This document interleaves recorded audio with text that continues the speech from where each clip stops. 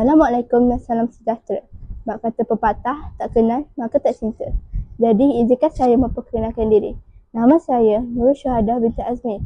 Saya berumur 15 tahun. Saya merupakan seorang pelajar di SMK Seri Pancing yang terletak di daerah Kuantan, Pahang. Kod sekolah saya ialah CEA 4073. Hobi saya ialah membaca buku dan cita-cita saya pula ialah ingin menjadi seorang guru mata pelajaran Bahasa Melayu.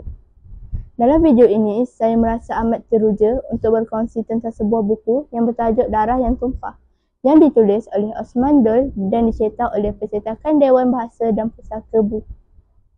Buku ini mengandungi 105 halaman bercetak dan 104 isi kandungan.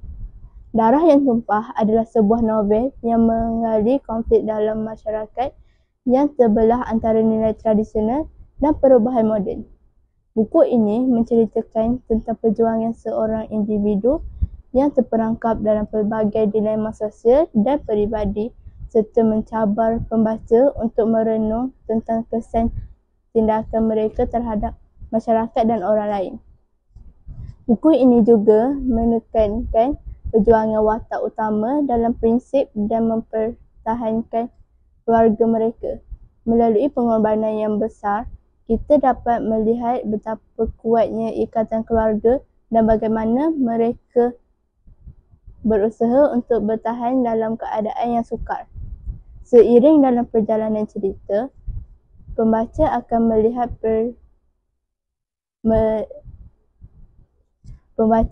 melihat pertembungan antara nilai moral dan cabaran yang dihadapi oleh setiap watak. Keteguhan iman dan prinsip hidup memainkan peranan yang penting dalam membuat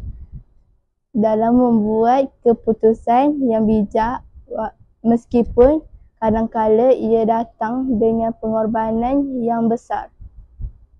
Salah satu tema utama dalam buku ini adalah konflik sosial yang dihadapi oleh watak-watak utama.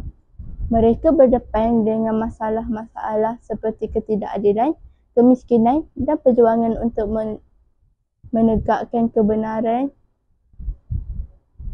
dalam masyarakat yang terbelah. Novel ini menggambarkan dengan jelas bagaimana masyarakat bertindak balas terhadap ketidakadilan dan bagaimana individu berusaha mencari keadilan. Secara keseluruhannya, Darah yang Tumpah adalah sebuah karya yang sangat berharga dan penuh dengan pengajaran hidup. Saya sangat mengesyorkan anda untuk membaca buku ini kerana akan memberi anda perspektif